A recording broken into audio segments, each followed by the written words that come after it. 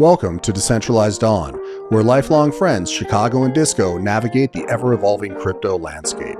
With genuine curiosity and a commitment to nuance as our North Star, we offer clear-eyed exploration. Our goal? To empower listeners with the tools and insights needed to flourish in this decentralized age.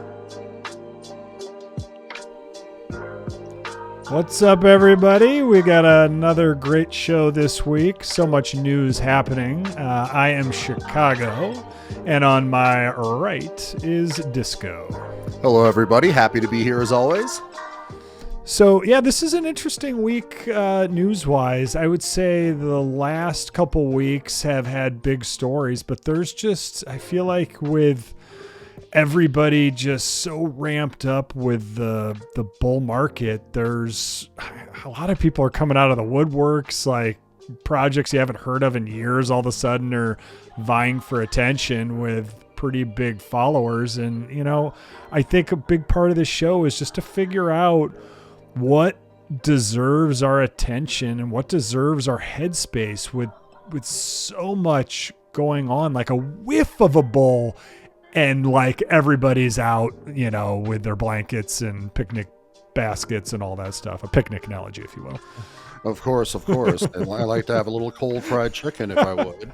But yeah, it's like a little Ravinia fest. But, you know, it's interesting because I think you're touching on something that we've been kind of, you know, thinking about. It's like, what's the filter and what gets the headlines and why are they getting the headlines and what rock did some of these projects crawl out of? And is it like a last gasp, like, hey, I can grab something now, or have they just been quietly building it? And, you know, and then you get these newcomers, you know, things that weren't even on your radar, you know, from a BONK to a, you know, whatever it may be. And then you look and you're like, wait, there's legitimate amounts of inflow into some of these things. So it's a fascinating, massive inflow, right? Yeah. And you're like, how? And, you know, some of the stuff, you know, I don't probably get into some of these topics in a little bit, but some it's like, you then have to kind of pull back from your feed and stuff and be like, what does this project actually do? You know, and like, what's the core of what they're trying to do? And it's amazing that you can get so much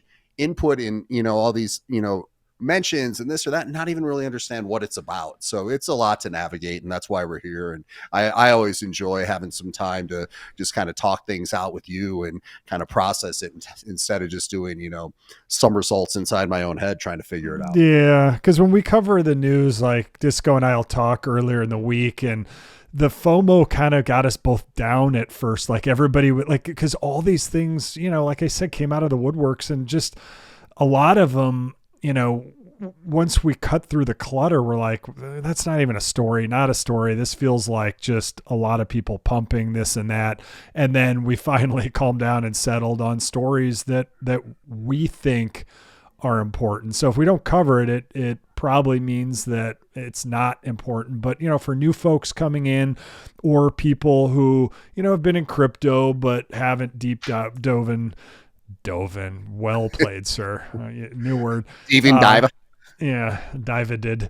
You know, we're here to kind of sift through and figure out what's important and you know, look for the signal amidst all the noise. So, well, I would say like the FOMO is real, and we have to try to manage that one way or the other, because you really, or at least I'll be vulnerable and upfront. Like sometimes I feel like, why didn't the bus stop at my house on one of these? I would have loved to have been involved with, you know, BONK, you know, or something. And you see it just everywhere. And it's like, did I miss it? So maybe actually missing it is the root of the FOMO. I don't know what it is, but there's a lot of ways to look at it. For sure. Yeah, so let's start there. It's a perfect segue. Yeah. So the headline is basically on Solana, the BONK token is basically your Shiba Inu of ETH, or the original OG daddy of dog coins, Doge. And BONK just has gone... Am I really going to say this? BONK has gone bonkers, and it's just, it's gone up hundreds and hundreds of %, you know, and I guess every chain that's getting attention has to have a cute dog on the coin, but this is no exception. So BONK did really well, and then on it was actually, just to do the numbers, I see that it was up 762% in the last 30 days. So people are making 762% upside, if you were early on BONK, and it's remarkable. Yeah, and it makes you wonder, I've been in this space a long time, and you just wonder how coordinated the rings are of influencers who drive this stuff. Like, in hindsight, the first dog token on the Solana chain, I guess if you had to make a bet, if Solana was pumping, that it would have a run.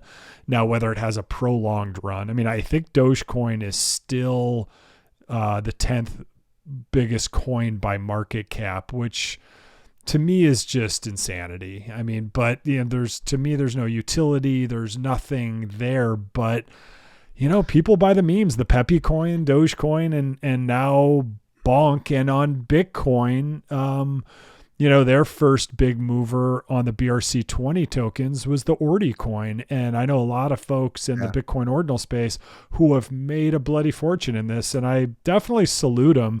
I just, something inscribed on a sat that represents another layer of money. It was tough for me to wrap my head around. So I sat on the sidelines, but I think for those newer to crypto who don't want to get caught up in the wave of FOMO, I think this is a good place to be to figure out where you can invest. Again, not financial advice, but where you can make strategic bets that hopefully do well. I'm not saying like 6% returns a year. Like, I still think we're double digits, if not doubling, of Bitcoin and Ethereum and some other ones. But we're, there's certainly, if you go out on that risk curve, there are hundreds to thousands of percent gains.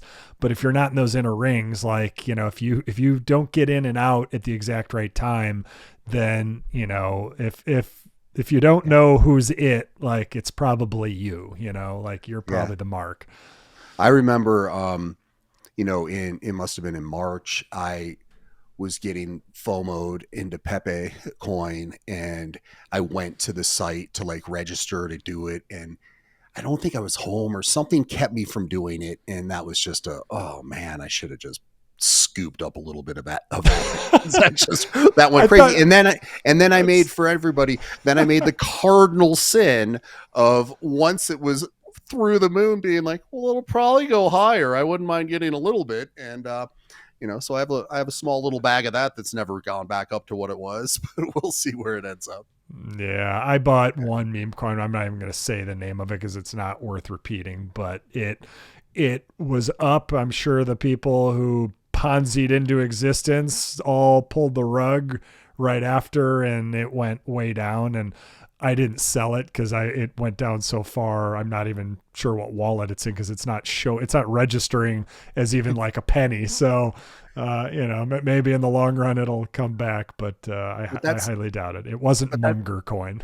Yeah, that's something we can get into a little bit later, or another show even. But I would love to have a better understanding of the coordination of, kind of the launch and the strategy of these different ones when they go. There's obviously formulas, and there's different ones that are doing different formulas and everything, but there's coordination at some level that it is, you are missing out if you don't really know about it. And if you're not kind of on the inside, as you're saying, how are you going to time what you're doing? So I think that talking it out even right there gets me back to my fundamental thesis of just look at the ones that you understand.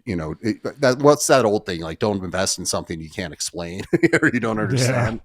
And I'm pretty good at explaining things in very simplistic terms. And there are certain things like ORDI, and I'm sure if I deep dove, I would have a much better explanation. But to me right now, the way Bitcoin is set up, those BRC20 tokens, it's not quite how the Ethereum tokenomic system works. So I kind of just backed off from it. Again, I'm definitely jealous, but I'm happy for all the people who made just a boatload on ORDI token, and it just keeps going up. But I guess for me, again, the underlying base currencies of ecosystems being Bitcoin on the Bitcoin side, obviously, and then Ethereum on the Ethereum blockchain side, to me, and staking Ethereum and betting on the network and the network fees and the congestion of the network and validating that network, to me feels like the best play. But it's even, I want to sometimes get in on some of these and jump in and jump out, but you'd almost want to follow like the people are in this supposed ring and follow these influencers just to like line up like, okay, so they're starting to talk about this, but I've blocked, like I said, prune the garden. I've blocked so many of them, even people who some people kind of revere. Like, no, I'm blocking them because I don't see value in the information that they're giving, because I'd rather just do the research myself. Well, it comes down to narratives, right? And what narratives you're getting supported. And when you start seeing you start hearing things or seeing things multiple times, then they take on their own life. And I was thinking about this one a little bit, like you couldn't possibly say that you haven't heard, like bullish Solana overall narratives, right? And people saying, oh, Solana's pumped so much, and then you look at it and then, ETH people are sitting there like, well, when's our time, But I don't even know if you really looked at it. So like Solana is at like $60, let's say, and its all-time high was like 275. So it went down so bad because it was tied to so much of like the FTX and, all that sort of FUD around there. So there was more of an existential question of like, will Solana survive as a chain? So for it to go from, I don't know what the low was, maybe, in the teens or something like that, for it to go from there up to 60, bravo. Like, that's great. That's a big up and a big run. Yeah. But you look at Ethereum as well, that was, what do you say, all-time high right around 5,000, maybe 4,800, and now it's at half of that. So that's recovered, almost as, or I guess more if you do the math. Yet my narrative that I see is like, Solana's the big pump, and oh my God, you can't believe it's mooning. And it's like, is it really? And I think that's the question that we both have to, and everybody listening, kind of look at all these stories is it really, and look at, are you just getting pump headlines and, what's the purpose of that, as opposed to what's really happening from, a straight up numbers basis. Yeah, I mean, Solana all summer hovered in the low 20s, and even in October it was 19, 20. And, it's shot up to, I think we're at 60 or just above 60 now. So, it 3x'd in a month. So people are going to get excited there. I guess what I would say with Solana, to me, it feels like there is an outsized voice on crypto Twitter, especially for the Solana ecosystem. And, I know I've heard about Mad Lads, and I think that, the NFTs on Solana, like the OK Bears were the old ones. I think D Gods used to be on there. And so they've had different like big NFT collections that have done really well and have kind of pumped hard. But, it feels to me like the crypto Twitter voices are outsized compared to the chain usage. So hats off to it 3xing, and a multi-chain world isn't necessarily a bad world, but having been around since 2015 and Ethereum since 2017 or something, or 2016, maybe if I was lucky, to me, I know I can have biases of possibly being a Bitcoin to an ETH maxi, but every time I look to buy Solana, I'm just like, I don't see, all I see is a lot of people kind of leaving that ecosystem. I mean, Lido left Solana for staking, and, I'm sure the vote had its reasons, but to me, and I'm not a big DGods fan, but they left Solana. So to me, that's not necessarily a recipe for success, and not even be able to hold your kind of core assets that were considered the most valuable. I'm sure they got stuff going on, but it just seems like the voice in crypto Twitter is way bigger than Solana. So,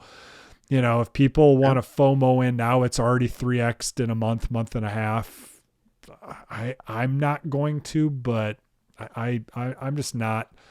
I'm not there yet. I need to understand and see a reason and a huge use case for why Solana is better. And all the arguments, I will scroll on Twitter, when Ryan Sean Adams gets just, they probably almost ratio him with Solana quotes. And I read them. I read a lot of them because I'm trying to find the strongest argument on the Solana side I can, but I'm still not convinced personally that that's a token that I'd want to own. And I feel like a lot of it started with VCs. They still hold a lot of it. It's hard to become a validator because you need a fiber optic network, which is getting more common, but still not fully there. And you need very fast hardware. So if it can't be open to everyone and have a full node for just absolutely anyone who wants it, like Ethereum, to me, the trade-off for decentralization isn't quite there. That's well put, and that's a good example of doing the layered thinking and analysis as opposed to going off of the pumpers. And I was just looking at it. I'm like, yeah, that's great that it went up 3 times, but aren't we shooting for all-time highs on all this? And isn't that kind of where people want things to head? And there's still a long road to go to get up to that point. And I'm not negative on it. I'm just saying with the proliferation, if I said that word correctly, it's like it solved everything. And I don't know. Sometimes you gotta look through the lens and get a read on that. I'm the first to admit, and I know you are too, that I could be wrong. I could be wrong, and if I am, the only person I'd be bummed at is myself for maybe not fully understanding the thesis. But like I said, I keep reading tweets and I want that. I'm hoping for that aha moment. And, maybe for me, it's just, I won't get it. But for now, it's just not there. Yeah. And, everyone's got every right to support what they'd like to support. And that's the whole part of it. Right. So, this was kind of interesting. You brought this up to me, and I'd love to kind of talk and learn a little bit more about this Qatar situation. Looking at a potential purchase or an allocation of Bitcoin and what that's all about. Yeah, so Qatar, obviously a very oil rich country. There is rumors, these are alleged, that they wanted to spend $500 billion with a B dollars on Bitcoin. So to me, the silliest thing I think you could possibly do is be like, look, we have a thesis and we're going to hey, everybody, look what we're about to buy. I mean, that would be more than Michael Saylor has. That would be more than any individual sovereign or person or company like MicroStrategy, Michael Saylor. Here's the deal though. Like maybe Bitcoin has gone up from that. I think everything's now based on the big whales, the institutions, the sovereigns, and the ETFs. I mean, every part of the beginning of this bull run is based on those 12 ETFs getting approved by the SEC. The problem is if you're trying to buy $500 billion in Bitcoin, what's the market cap right now? I think it's 861 billion. So you're buying what? You're buying 2/3 or maybe a little less than 2/3, 60 whatever percent of the entire Bitcoin supply. Well, that's impossible because there are a lot of people who, hell or high water, are not selling their Bitcoin. In fact, the exchanges right now have 8.8% of the Bitcoin for sale. That's $76 billion in Bitcoin that's actually even gettable on the exchanges. So less than 20% of what they've allocated towards is even available to purchase on exchanges. Yeah, and I don't even think if you timed it with all the exchanges, I'd be curious like if you could make like $1 billion purchase. It probably wouldn't even be possible. I mean, every exchange has so many limits for individuals. I'm sure institutions through some of these can get better access. I think what a lot of people do is, they try and buy their Bitcoin directly off the miners, because then you're not necessarily triggering those massive squeezes. Like if these ETFs get approved and the demand's as big, even remotely as big as we think it could be, I don't even see institutions are just going to try and gobble up every bit of Bitcoin that they possibly can. And then ETH, we always talk about this. I'm fine with ETH. Like, it's gone to 2,200. So it's gone up, but it hasn't. A lot of people are like, why is ETH not having its day? Why is it lagging so much? Yeah. ETH feels like it's drafting to me. Like, ETH will have its time. And with the SEC, they may say, XRP won their law cases to say they're not a security. Bitcoin, it sounds like the SEC could walk that back, but they've pretty much said, like, okay, Bitcoin's not a security. I mean, I think secretly Gary Gensler, the human being, actually likes Bitcoin. And ETH, they might be like, oh, you're not getting the club yet, buddy. You may be a security. I don't know, but you got to figure with all the utility on ETH, they're next for the wave. Like, let's let everyone else have their day. And if we're smart, we dollar cost average into Bitcoin right now. And maybe even smarter, because there's more upside, possibly, we dollar cost average in ETH. And remember, Bitcoin might have such a squeeze that a lot of folks can't even get into Bitcoin. Where do you think they're going to look second? I mean, I am so curious to see, with $76 billion, like to you and me and to retail folks, that's a lot of money. And, all of us together, even the rich folks, like, I don't know, we could probably put a dent with several million, but 76 billion is a lot. But to sovereigns and BlackRock, who manages 1.5 or $6 trillion, whatever that crazy number is, how could you possibly get all that you want and then some to even have enough for the ETFs? Because remember, someone goes in the ETF for BlackRock, then you go buy it on the market. I mean, at some point, that price to me seems like it would squeeze up. Now, maybe over time it finds its place but at some point the demand seems to me it's going to outstrip supply insanely. I don't know. And that, there's so much to talk about with that.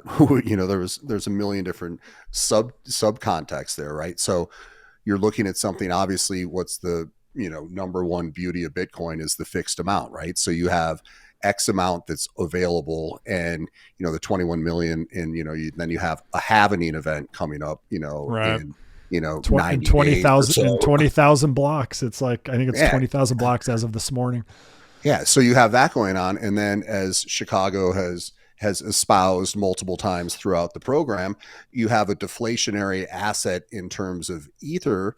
And looking at that, it's like, how could you not be a little bit bullish, just on ETH or the whole thing? Both, really. Yeah. And then I would go further to say that this future world, with this adoption, it's not going to be just, 2 chains or whatever it is. And we have to get past the tribalism side of it and just look at the tide rising all ships, right? Like, so if Solana went out of business and tanked, that wouldn't be good for the whole ecosystem. So, these people that are just rooting for their home team, it's like, root for the sport, for an analogy there, root for the betterment of all of it. So it's remarkable. But you're right. If you have these big institutions that are going to want to offer this to their customers and say it's, what are they going to do? Maybe a couple % of family offices, put this towards Bitcoin or put this towards that stacks and adds up really quickly.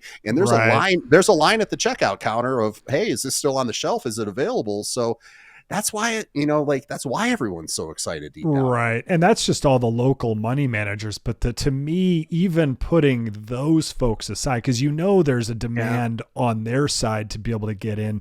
But to me, the institutions with an ETF, like, if someone enters your ETF, you have to buy it then and there. So the demand is telling you in all these retirement accounts and all these just brokerage accounts like, we want this, and you buy it at that time at the price it is, and that's the price they get in on. And you've got your little teeny ETF management fee, and you're managing hopefully billions and billions and billions, so that adds up. The little pennies add up very quickly. But it's funny, and again, not financial advice, and we have disclaimers at the end of the show, but even in the early days when Bitcoin was at 200, 250 or whatever, and even in COVID, there was a time where it did dip below 5,000. I think in March of 20 for like a day or maybe even a half a day.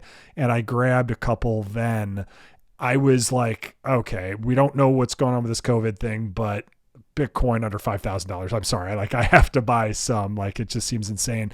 I may be, and there might be a blind spot, but I'm more bullish now than I have been in either of those two other instances. And that's saying something. And that's because if you just take the price away for a second, what are we at, 43, 44 or whatever? If you take the price away for a second and you just look at possible future demand, and then you look at the supply of only $76 billion of Bitcoin out there, and Qatar saying they want 500 billion, and that's just one sovereign of hundreds of countries who could potentially buy into Bitcoin, and all the financial institutions. Like, to me, it's like trying to get your entire village to run. Everyone jumps in the like a telephone booth at the same time. Like, it's impossible, like, it's a comical thing, like clowns in a car, but it's not possible.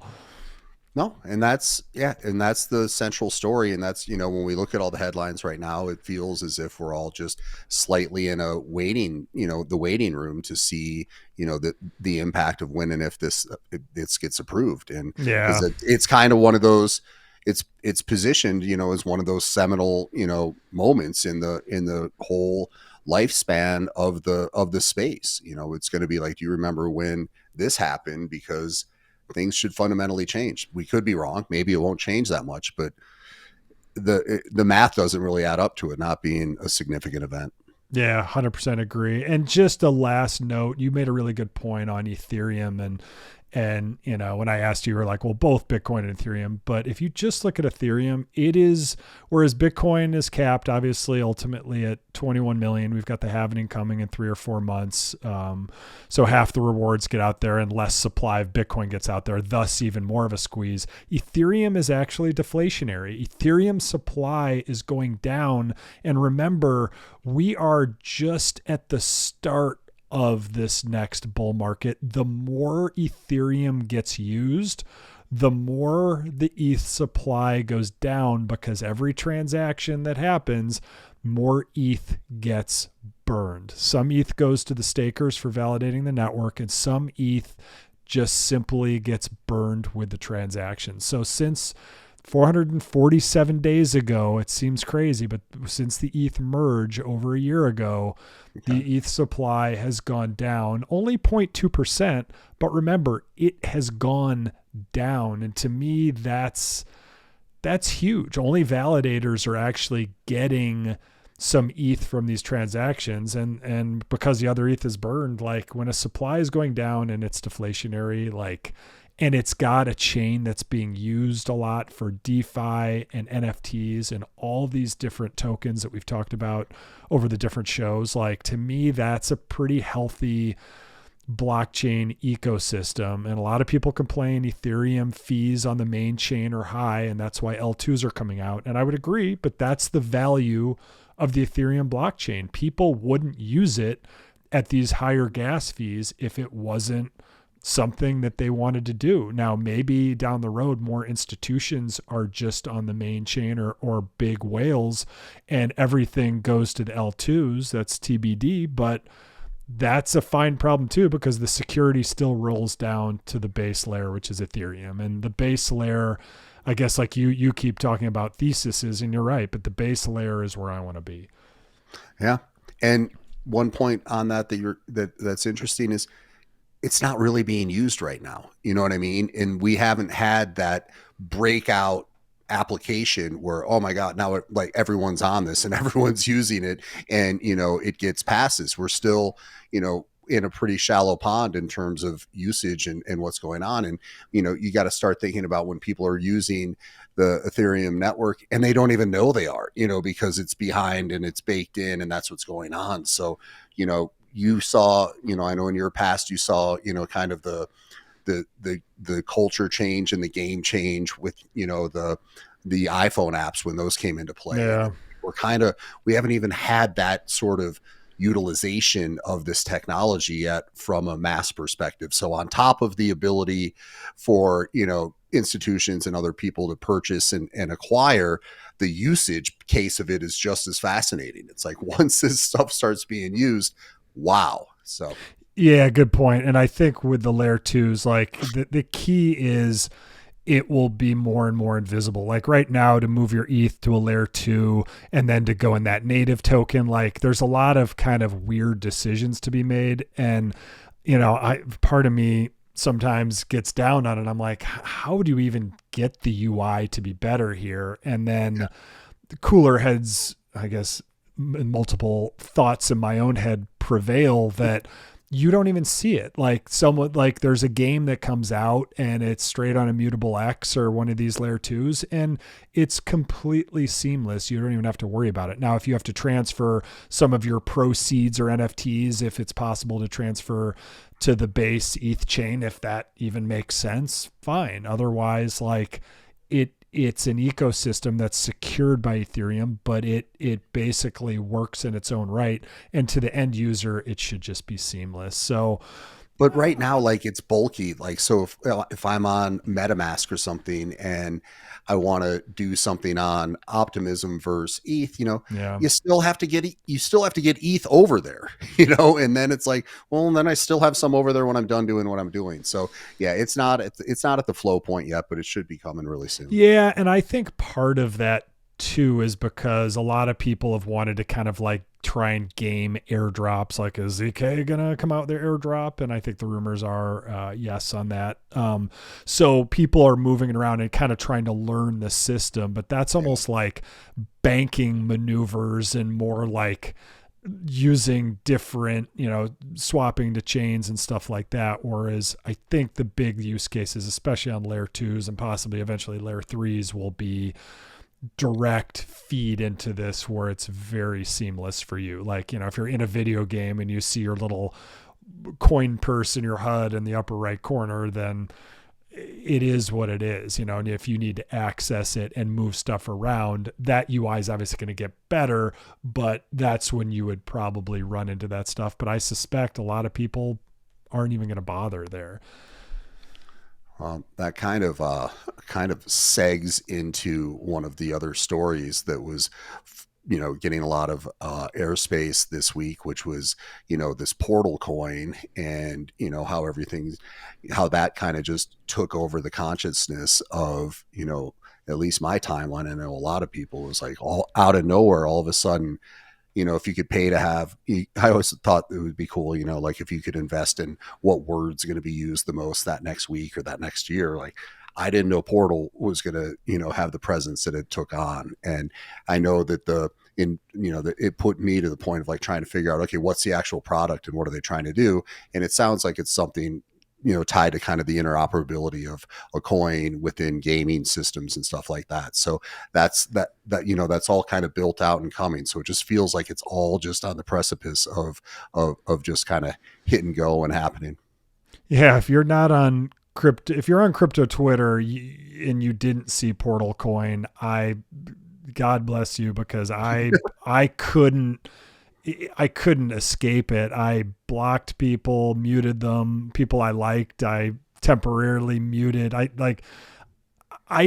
thought Portal had some game element to it. Right now, it's purely engagement farming, which I don't love that. Obviously, it's a super aggressive play on Portal and the future Portal coins part to be the main token to have games sign up to, accrue value, because somebody eventually obviously is going to get video games right. And I think in our pre-show, you were telling me, weren't there like 3 billion gamers out of 7 or 8 billion people? I mean, just the amount of gamers worldwide is insane.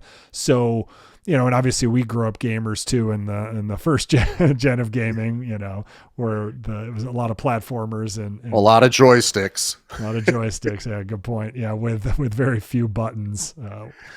But, you know, someone or a couple groups are going to win this game, and it's going to be extremely lucrative, because if you can have a token that has utility to people and it's not just kind of a self-perpetuating Ponzi where you have to keep farming to get more tokens and then staking to get 10% growth. Well, that 10% appears out of nowhere because it's based, you know, it's not like it has an underlying gold as its asset or even the US dollar or Bitcoin. They come out of thin air. But again, something at some point has to succeed, and some might succeed and burn out like MySpace did before Facebook came and kind of won that first generation social media war. You know, but I don't want to see any more Portal coin right now, and maybe I'm walking away from free money later. But you know, what did they say? A board member from Rockstar Games, Grand Theft Auto, just joined the board. Obviously, that was meant to create even more FOMO and probably even more farming just at the right time. I don't think Rockstar for Grand Theft Auto has said that they're using Portal. Yeah. Have they?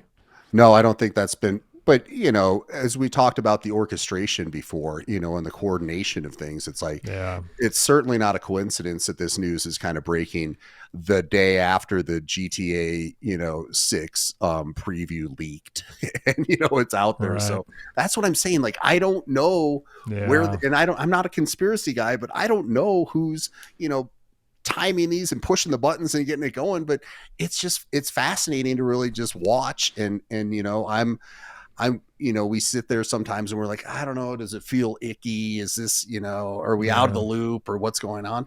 It's interesting, you know. So today, when they announced today that Jamie King, one of the original founders of Grand Theft Auto, you know, of Rockstar Games, is joining Portal, it's worth reading up on and paying some attention to and looking at it. I don't know, like with the Portal on Twitter and everything that's going on, and I said the Portal, so we'll see how that sounds. Facebook. But are they basically gamifying farming right now? And you're getting different levels and kind of unlocks of your access potentially to the airdrop based on you know what you're doing. Like, so they're kind of using it that way. It's all for the airdrop, so I don't even think you can grab the Portal token yet. Again, it's that engagement farming, you know, because that is getting. I love scrolling crypto Twitter. Obviously, it's a love-hate like most of us, but if you find a good, well-written, thoughtful post, a lot of times you'll get good, well-written, thoughtful replies in there. And sometimes, like, I'm always looking for unique perspective to challenge my thinking on things. And when Portal Coin just like blasts the mind space, be like, F you, no thanks. Like to me, it's too strong of a, like it feels too Ponzi to me. And I get that they want to front run this whole thing, but like, no thanks. Yeah, it's pretty aggressive, and it'll be interesting to see, because we've talked about it a few times and I've looked at it a little bit, you know, like in the gaming worlds, you know, like the development time is so intense and it takes so much time and manpower and everything to be able to develop a game and build a game. So the cycle of, you know, I know that there's been some that people talk about like an Illuvium that's on Immutable X. It'll be interesting to see if Portal ends up being a competitor to that, or, you know, who those players are. But we all know that the stakes are super high. To your point of the 3 billion users, people are doing that. You know, again, they're not going to necessarily know that they're doing it on, you know, whatever platform or blockchain it is. And that's kind of the hope, right? Like, let's get some stuff out there and go. So if you think about it so far in this show, there's a lot of things to be excited about that are just kind of coming, and we're kind of like sitting through the opening act. It feels like waiting for the headliner to come on, and the headliners, when there's no question it's a bull market, right? And it's like and that almost feels like a frenzy to me. But I mean, I mean, we're definitely in the beginning of a bull, whether this is like a fake pump or not, and it gets quiet again. I don't know. I don't think so, because I think those ETFs, aren't they slated for early January when they get back in session at the beginning of the year? So I actually just looked at Polymarket. Let me pull this up today. Like, it's funny because I just have pages that I keep up for our show just so we can reference things. But one of them in here, help me find it. Oh, Bitcoin ETF approved by January 15th. Yes, 73%, no 27. 73? So yeah. And again, like, this is people gambling on, Ethereum L2s to make bets. But to me, like, the wisdom of the crowds doesn't know all, but it's a barometer, right? So, maybe this is either just insane, unbridled optimism, or there's a lot of people who know something, because we know conversations between the SEC and these different ETF groups are leaking out, and they're getting very specific on types of elements and really specifics. And you wouldn't be doing all those specifics with meetings if it wasn't imminent to me. But again, there's still the 27% who are knows. But I just love this site just for looking at the data and just being like, okay, what's common wisdom say? And I'll take it with a grain of salt, but I'm guessing over time, these equalize out, and obviously a new piece of news could shift that straight over to no. But for now, I think that shows you at least how optimistic people are heading out of 2023 into 2024, that those ETFs are going to set the table for what I think is going to be the biggest bull run that crypto has seen. Wow. Yeah, you brought up a few L3s. Now I'm starting to think about that. I just saw on there was something tied to a layer 0 airdrop. Like, so one thing that is just kind of interesting, when I first came in, one buzzword that I actually really liked, and I really liked the notion of it, and I just don't hear about it anymore, is lore. Like, that was, everyone was talking about the lore of the different communities and what was going on, and where's the lore? Now it's airdrop and farming and, kind of this So it's like, I don't know. I just miss it, because that really kind of captivated me. And I know when I started, we reconnected and started talking about some of the projects. Like, I know you were giddy about, like, hey, there's some projects where it's like they're writing the story as it is, and it can go here and can go there. And, so some of that, I hope that gets its time back in the spotlight as we move forward in the future. Yeah, the lore and the story behind, obviously now we're more in the NFT world, but yeah, I've always been a big fan of the story as underlining. I've definitely switched my, I guess, art investment thesis to more like, I don't want any utility, because to me, utility, at some point, teams move on and people may get let down, like nuclear nerds. My daughter and I were into that for a long time, and it was fun, and I still wish them the best, but they had a whole lore behind it. But then they airdropped, there's that word again, but they airdropped, they tripled the collection size overnight, didn't mint out, and then everything just came crashing down. Not even to mention that the fact that all the JPEGs are on Amazon Web Services. So, I mean, they're on centralized servers. So that's a mark against it. But, you can change the NFTs and you can have them evolve over time as the story evolves. But I don't know. So lore is possible, but I guess after getting burned with that one, no utility for me, and just enjoyment of the art, and the more on-chain, i.e. the less surface vectors for attack for me, the better in the art NFT space. Yeah, it's been an interesting transition and evolution, especially, learning about the ordinals and how that all came about. And, it did kind of change the value structure and how people look at, what something is and how permanent and valuable it is. Right.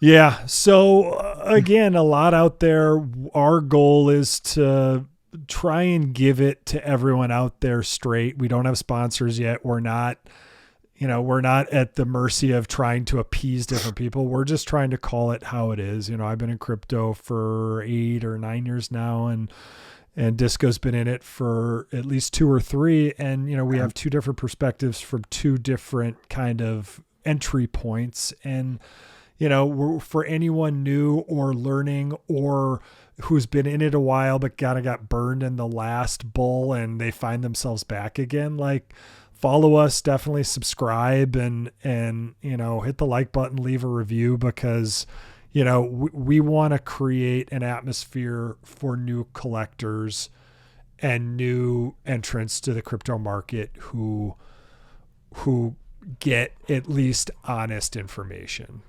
Yeah, we'd like to become a resource for folks. So we want it to be a two-way conversation. And if you, as a listener, have something that I'd like to learn a little bit more about, or I'd like to hear more about it. We'd love to get, kind of an assignment or two to develop some content around that. So we're always looking to be responsive and try to provide tools and ultimately be a resource where people can turn and kind of learn more about things that they've heard about, kind of in the atmosphere out there.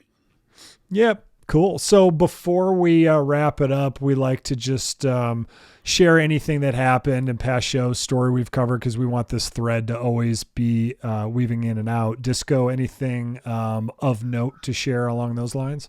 I know we did. I really enjoyed, and we've had really good feedback on the music show that we did. And, it's kind of callous is kind of the news that I would bring back up, which was yesterday, Spotify cut another 17% of their workforce. And the email or the memo from Daniel Elk, and I don't know if anyone else watched that Spotify little mini series, but I sure did. Kind of enjoyed it. I didn't know the whole story of it, but I enjoyed it. But it just shows how number centric they are, because they cut 17%, which is like 1,500 people just got, knocked out right before the holidays. And then, the stock went up 7%. So, it's like Merry Christmas. Merry Christmas. Our stock's up. You're out, so I don't know. I don't really have a big thing to say, but it was kind of disheartening, and it makes me more and more excited about, a new shot, so to speak, of having some new players and new ways to look at things when we get into, more of the on-chain, next generation of music. I feel like Spotify has kind of had its run, and I'm ready for the next gen to come in and have new ways to experience music and kind of cut out some of the middlemen. So that was one thing that I saw. Oh, the other thing I could bring up really quick is we did a show when we were talking last week about, how my mom has FOMO about crypto and how she was seeing things. Well, let's just say that the person who was doing it is continuing to bang it out of the park, because yesterday she was talking about how she helped someone pay off $427,000 in just 2 months of trading Bitcoin. Again, I don't know how that's possible. Yeah. I don't know what I'm missing, but the hits keep coming over there.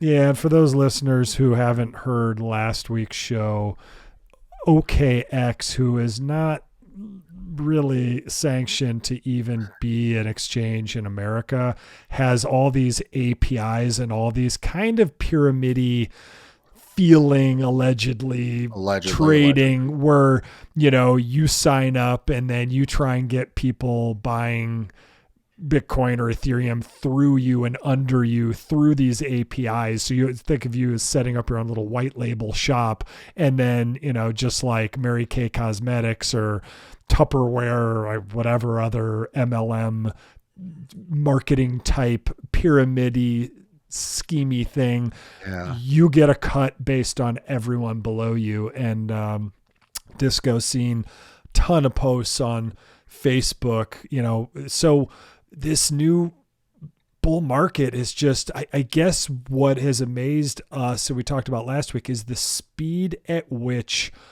all these different old coins that you thought were dead and stuff like this, like MLM stuff, just coming out of the woodworks to try and separate you from money and FOMO in to buying into something through someone else. So they're making money off you. It feels scammy and gross. Yeah, it all kind of feels farmy, right? Like it's kind of that feels, it's kind of in the same vein of, developing these narratives and getting people, feeling like they need to get involved or they're missing out or they need to hear it and taking the share of voice. And, it's all kind of about manipulating the share of voice when you really think about it. So those are a couple of things that came up. We don't need to go into depth, but, the AI side of things is just continuing to provide a ton of developments and interests. I know that they announced a new AI tech alliance today, I think, which is like, oh, I just saw that. Yeah. It's like Meta and IBM. And again, it's the old players you hear, we're still hearing IBM and, all this. And it's just like, Tech Alliance. Yeah. They're like, hey, Tech Alliance. To me, that says a lobby for us to protect you citizens from yourselves. You're welcome. From progression and AKA keeping the status quo and the cash flows going. So saw some more of that. Well, we looked into, remember we talked to Dr. G and, who's been in the AI space for 10 years before it was even called AI, and it was called more neural networks and machine learning and all that stuff. And, he gave us some great names of, what was it? Olama and a couple where basically citizens and individuals can run AI on their own computers. And that is a big push in getting better. And believe it or not, Meta is actually kind of a part of pushing that. So the fact that they're in this alliance too, to me, it just screams like, let's make sure the open source version of AI and VR, let's throw that in there too. Let's make sure we have choices. So not everything is our eyeballs getting scanned so they can serve us more advertising and quite frankly, surveil us and keep tabs on everybody at every given moment, including our children. We're old. Like if you're surveilling me, have fun, watching me watch Gunsmoke and old crappy TV shows. But, the younger generations, I think the older generation has some duty to make sure that that balance of personal privacy and security where your whole life to a government is not an open book. A law-abiding citizen, pay your taxes, don't be dumb, do all that stuff. But, we all deserve freedom to transact, freedom of speech, and to the freedom to choose what we make public and private.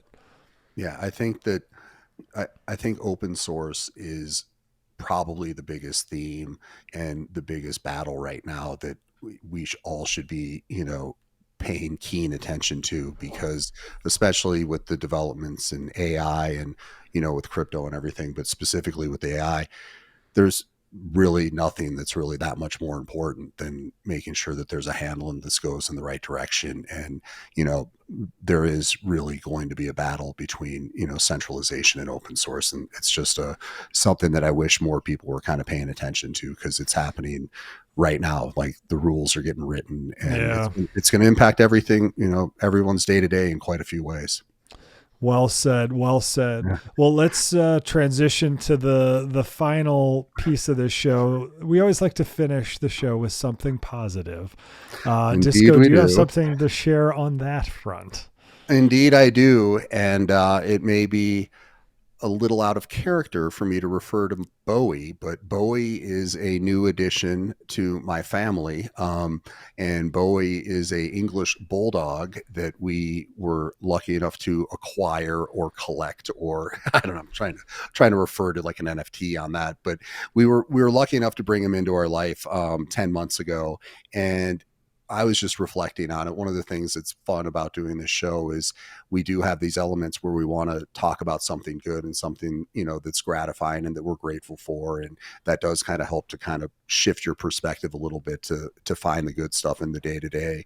And I'll just say that this little guy has worked wonders in terms of managing the tone of my teenage household these days, and having just something that represents nothing but wanting to be in the gang and wanting to hang out and wanting to, give you nothing but love, has really been a jolt of positivity that I look back and I'm like, I just couldn't imagine living my life without having, kind of this, the unconditional support and love of somebody like this, and being able to kind of, watch them develop and be a part of it. So I guess I'm banging the drum on behalf of, trying to incorporate the love from pets into your life, and just giving a little shout out to the benefits and values that they bring.